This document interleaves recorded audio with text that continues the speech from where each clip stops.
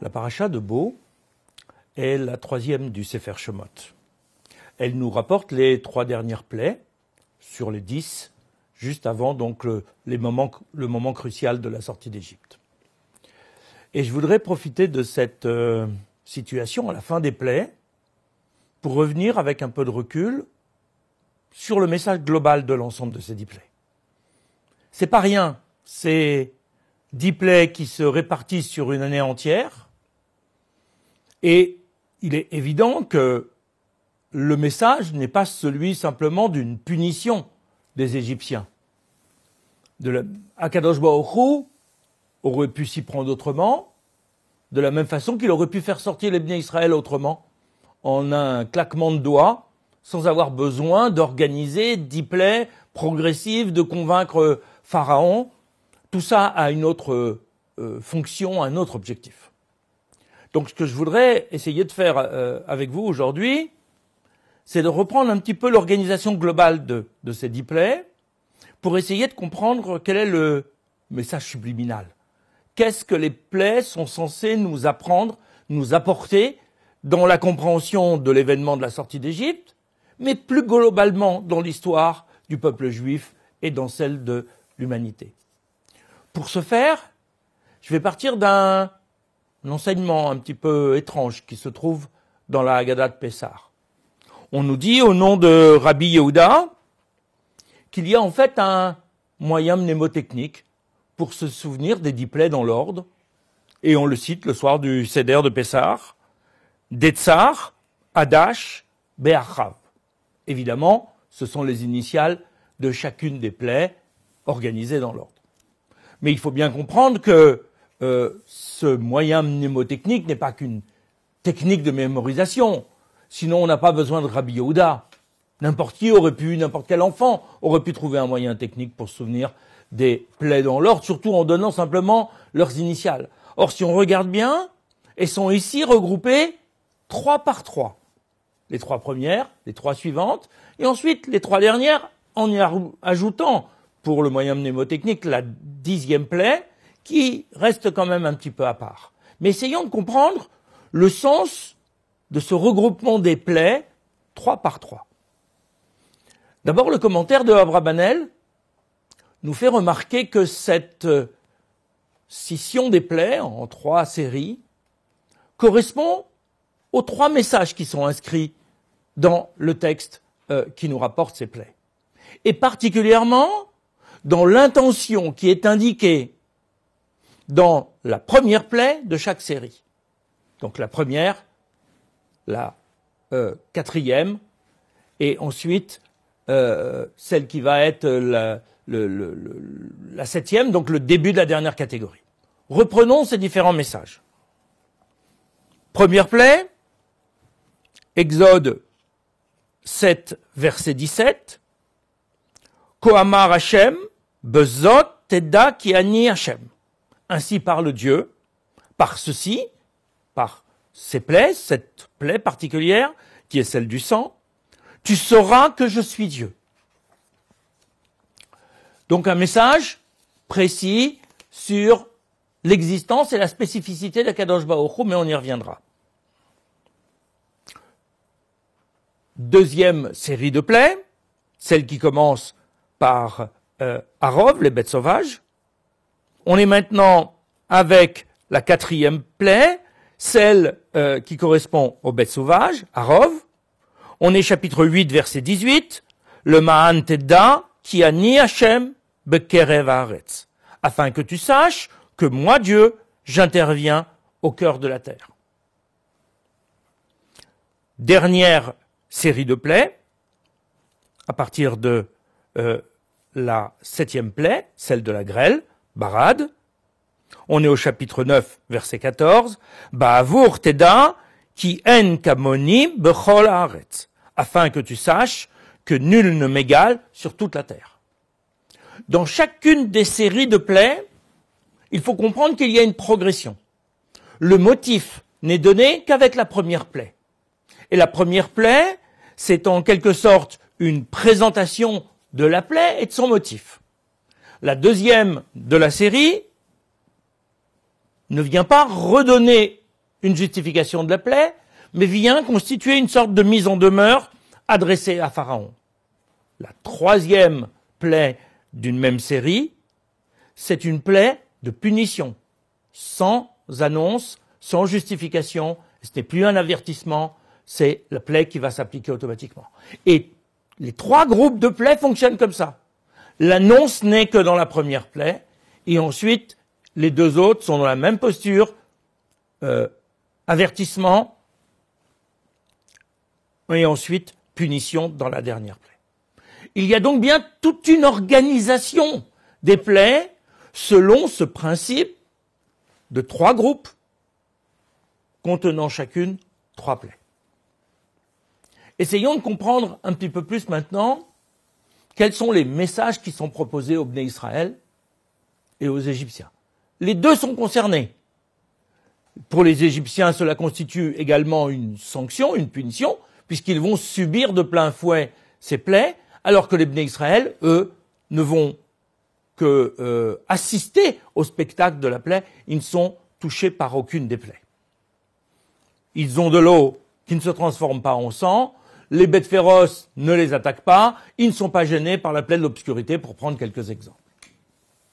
Mais en même temps, ils vont vivre à leur niveau ces plaies. C'est dire que, à la fois la justification, à la fois le déroulement des plaies vient leur apprendre quelque chose. Si on regarde la première série, la justification c'était Teda ki ani Hashem. Tu sauras que moi, Ani, Dieu, Akadosh Baruch Hu, je suis Hashem, le transcendant. Il y a là quelque chose de bien spécifique. La première série de plaies vient lutter contre l'idolâtrie. D'ailleurs, c'est pas un hasard.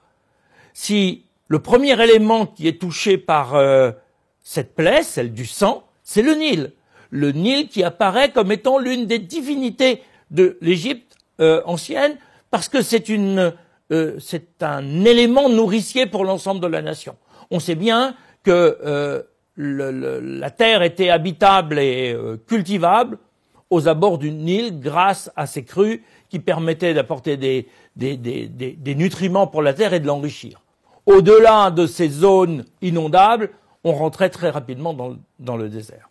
Donc, pour l'Égypte ancienne, le Nil, comme d'autres divinités, ont une fonction précise. Il n'y a pas de Dieu global. Il peut y avoir, comme à l'époque d'Akhenaton, un Dieu supérieur aux autres dieux, mais tout en parlant d'un Dieu unique, il ne parle qu'un Dieu principal. Il y a quand même des dieux secondaires. Toute l'Égypte est basée sur cette multiplicité des dieux, et c'est le cas pour toutes les mythologies grecques et romaines qu'on va rencontrer après. Là, d'emblée, Akadosh Baruch Hu, par le message des plaies, vient se positionner en rupture par rapport à sa multiplicité des puissances. Parce que chacune est limitée à un domaine. Chacune des divinités de l'ancienne Égypte, comme des autres mythologies de l'Antiquité, sont sectorisées dans une compétence bien particulière. Il n'y a pas de Dieu global qui puisse être considéré comme être un être suprême, un Dieu global. Et d'ailleurs, les Bnei Israël, pour pouvoir mériter leur sortie d'Égypte, vont devoir manifester cette rupture vis-à-vis de l'idolâtrie.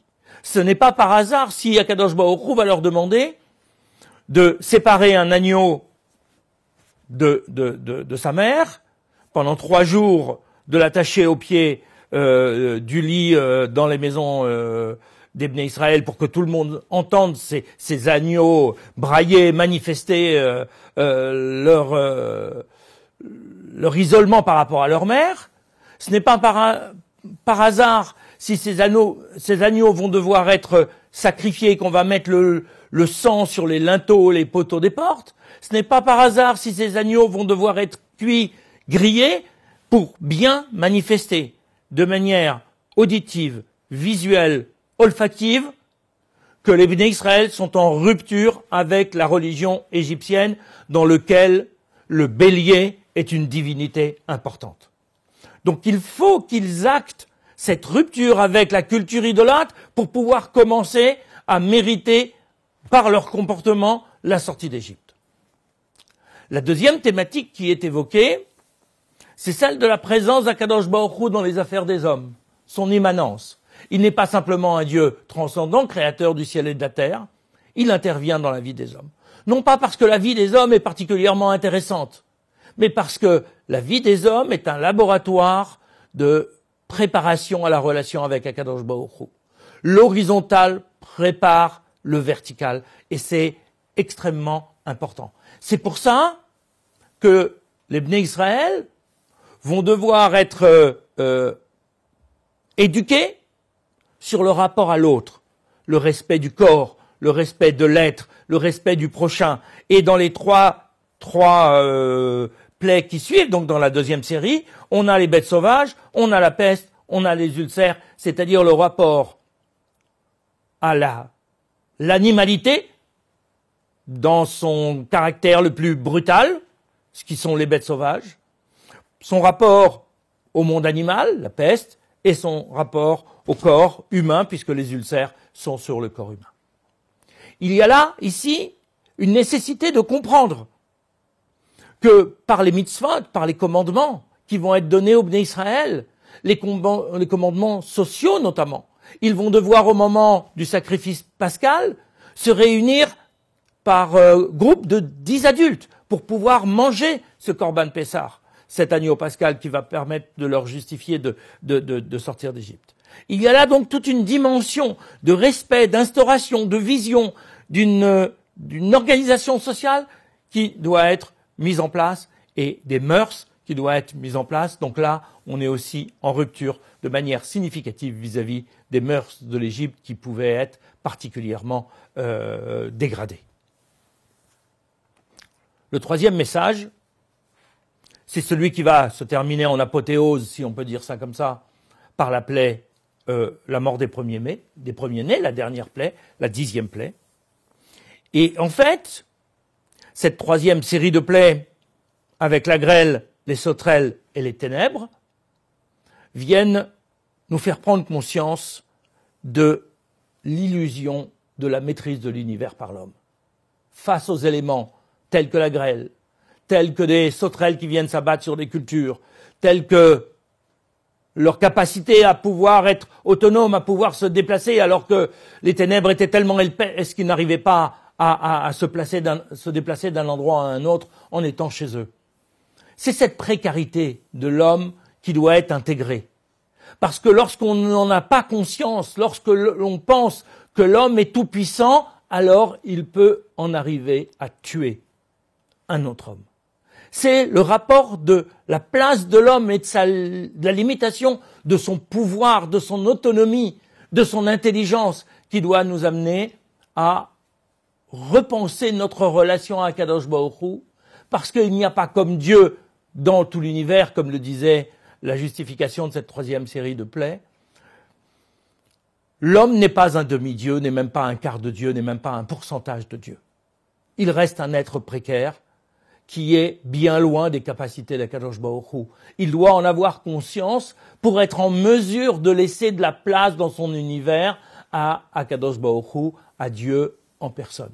Et c'est là donc 3 enseignements extrêmement importants qui recoupent complètement les 3 péchés capitaux, on pourrait dire, les 3 erreurs les plus graves qui ne doivent pas être transgressées par les Bnei Israël. Parce que si ces erreurs sont commises, si ces fautes sont réalisées, alors elles font obstacle à notre relation à Dieu. Ce sont les 3 fautes répertoriées dans la Gemara: l'idolâtrie, la perversion des mœurs et le meurtre. Et chacune de ces perversions, de ces erreurs, font obstacle à la relation humaine, parce que soit on est dans la multiplicité des dieux, et du coup, on ne sait plus quel est notre véritable interlocuteur, soit on est dans l'utilisation de l'autre, et on n'est pas capable de se comporter avec Akadosh Baruch Hu sans l'utiliser lui aussi et le mettre à notre service, alors que ça devrait être l'inverse. Soit on se prend carrément pour Dieu et on est capable de décider de qui va vivre ou qui va mourir. Ces trois erreurs, ces trois situations sont particulièrement importantes. Parce que depuis le début de l'histoire de l'humanité, depuis la sortie de Adam Arishon, du premier homme, du Gan Eden, ce sont les trois défis essentiels auxquels il doit se confronter et dans lesquels il ne doit pas sombrer s'il veut pouvoir retourner un jour au Gan Eden. Et malheureusement, on le sait bien, dans l'histoire de l'humanité, ces trois péchés ont été des causes de chute, d'obstacles. Caïn va tuer Ével, la mère va inventer la mère porteuse, l'idolâtrie va se développer à partir de Hénoch, le propre petit-fils de Adam Arishon. Lorsque les patriarches arrivent, ils arrivent comme une sorte d'espoir. C'est-à-dire, ils vont démontrer chacun dans leur vie et dans leur comportement qu'on peut résister à ces dérives, que ces dérives ne sont pas fatales pour l'humain. Il est capable de se soigner contre ces trois maladies.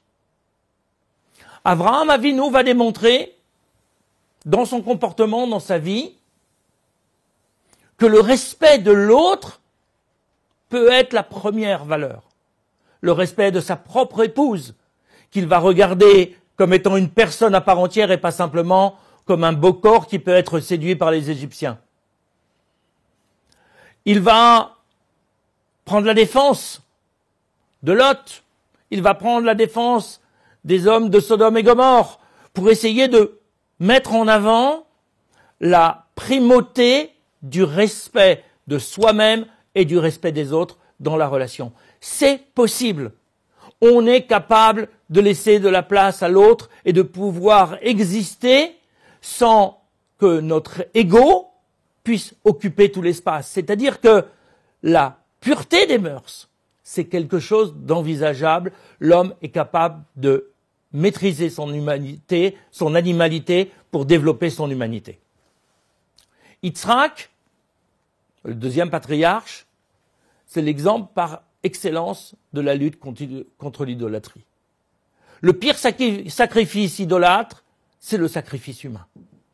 En réussissant l'épreuve de la Hakeda, de la ligature, Abraham et Yitzhak, ensemble, vont montrer que ce que attend Akadosh Baruch Hu, si c'est un sacrifice, c'est-à-dire une consécration de notre vie au service de ses valeurs et de sa cause, ce n'est pas un sacrifice humain qu'il attend de nous, parce que ce serait la fin de notre service. Toute sa vie, il va être le modèle même de la lutte contre l'idolâtrie. Et montrer qu'on peut avoir une relation avec Akadosh Baruch Hu, qu'on peut développer une relation avec Akadosh Baruch Hu sans être obligé de passer par la démarche idolâtre et celle du sacrifice humain. Yaakov, troisième patriarche, est celui qui va démontrer toute sa vie la valeur de la vie humaine, y compris lors de sa rencontre avec son frère Esav, à son retour de chez Lavan. Il va tout faire pour éviter le conflit avec son frère et le meurtre, même si c'est dans une situation de guerre ou de légitime défense. Pour lui, le respect de la vie humaine est fondamental. On a donc, avant même de descendre en Égypte, trois patriarches qui vont démontrer que ces trois fautes ne sont pas des fatalités. Ce sont des réalités. Elles font partie de notre matérialité. Elles sont le défi de notre libre arbitre. Mais ce ne sont pas des fatalités. Les trois patriarches constituent en quelque sorte des antidotes à ces trois maladies. Mais ce n'est pas suffisant que des individus soient porteurs de ces valeurs essentielles qui vont permettre la relation avec Akadosh Baruch Hu.